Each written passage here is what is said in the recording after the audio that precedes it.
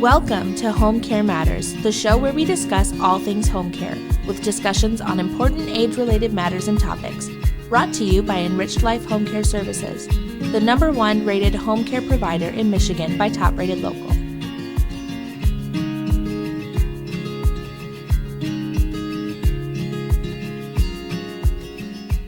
Hello, and welcome back to All Home Care Matters. If this is your first time visiting us here at the show, we want to say thank you for taking time out to be with us today.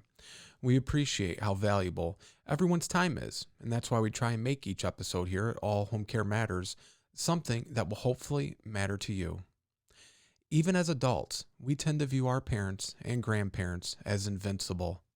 They have always been the strong ones, the ones to lift us up when we fall, to comfort us when we are feeling down, and to remind us that we are loved on the days we feel all alone. It can be a shock to the system when suddenly the roles are reversed and it's our turn to care for them. On some level, though, we knew that this stage of life was coming, but we still can't be prepared to face it until we just don't have a choice. Watching a loved one decline is far from an easy process. In fact, it can be utterly heart-wrenching. While we want our loved one's inevitable aging to happen gradually, the truth is that oftentimes the shift from independent to dependent happens quite suddenly. You might be left feeling unprepared and overwhelmed as you begin your new role as a caregiver. You might also experience what is known as anticipatory grief. Anticipatory grief takes place before a loved one's death. It can begin as soon as you notice signs of decline. If your father is starting to lose his keys on a regular basis, or your mother can no longer get out of a chair without assistance. If you have noticed that in these moments you feel a sudden pang of sadness or frustration or even resentment, that's anticipatory grief sinking in. Remember, when you notice these feelings, that they are completely normal and even expected as you face this difficult time. Many people feel guilty when they are grieving before a loss, like they are giving up hope for their loved one. This is not the case. As long as you are there for your loved one, encouraging them and showing them your love and support, you are not giving up on them. Even if you know that your loved one is not going to make it, anticipatory grief still doesn't equate to giving up. It is merely a way for your brain to comprehend the terrible reality you are facing so that you can help yourself get through it. Never feel guilty for grieving. Grief, after all, just shows how powerful your love is. Anticipatory grief can hit a lot faster if your loved one was recently diagnosed with an illness. You might find that you are facing one of the 5 stages of grief: denial, anger, bargaining, depression, or acceptance as soon as you find out. The 5 stages of grief are not reserved for those grieving a permanent loss, and they do not occur in any particular order. Most people facing grief will switch between the stages frequently. If they are experiencing anticipatory grief, they might feel angry more often or have a hard time controlling their emotions at all. Anticipatory grief isn't just grief for a loss to come. It's also grief for the changes you are noticing in your loved one. These changes can feel enormous and confusing, so be gentle with yourself as you learn to accept them. You might find, too, that you're especially taken by the small changes. You might have memories of the sound your mother's feet made as they paraded down the stairs in the morning. When you listened to the wheels of her chair turn instead, or the slow and quiet thumps of her struggling feet, you might find yourself suddenly awash in sadness. You also might find yourself getting impatient with your loved ones. You are not used to your father taking so long to eat his breakfast, or your mother having to put so much focus into remembering something.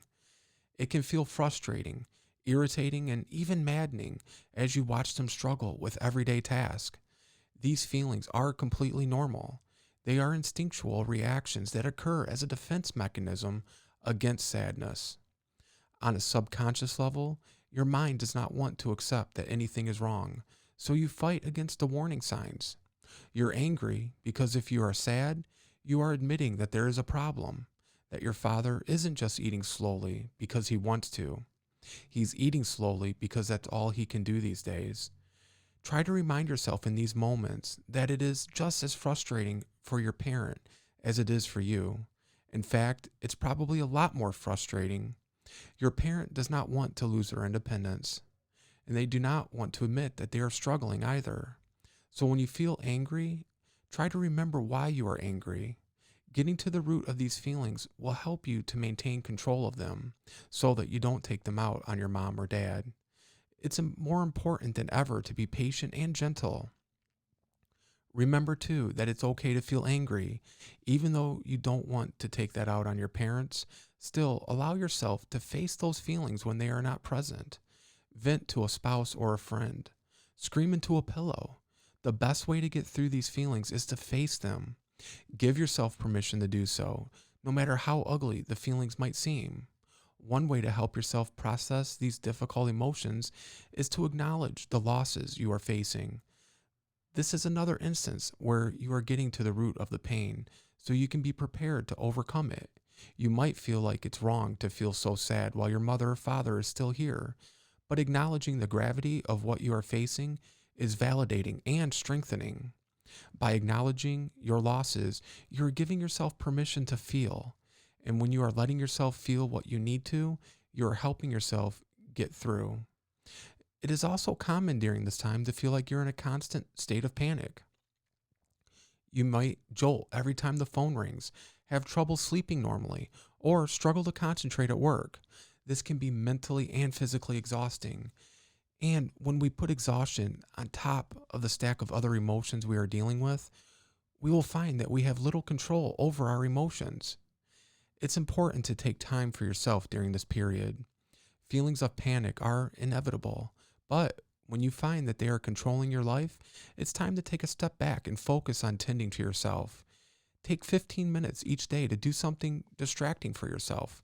Walking, drawing, reading, anything that you love that will calm your mind. Focus on your breathing, hydrate. These tips might seem like a waste of time, especially given the gravity of what you are facing, but they can actually make an enormous difference. Breathing exercises can slow your speedy heart rate down when you're feeling panicked. Taking time for yourself each day can help you feel re-energized and relaxed. The more you care for yourself, the more you can care for your loved one. On that note, you are also doing yourself a great service if you reach out for support during this time. Find someone who you can talk to, who will provide a safe space for you to talk through your feelings. By sharing your feelings out loud, you are actually helping your brain to start a process to eventually accepting them, and it's a healthy and healing way to deal with the emotions. Your support system might also be able to offer insight and advice that can help you get through this tough period.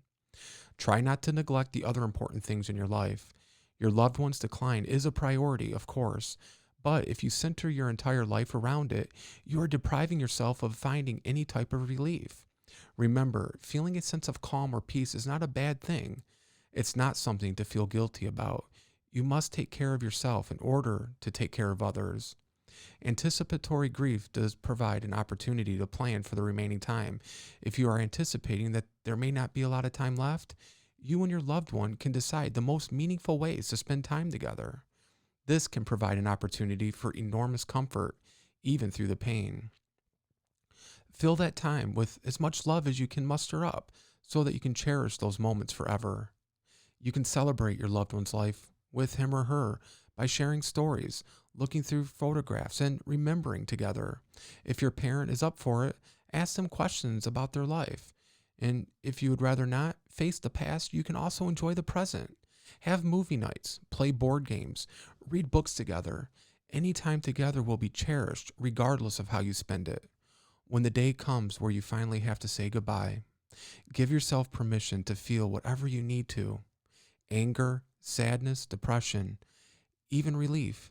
Taking care of a declining loved one can be exhausting and heartbreaking.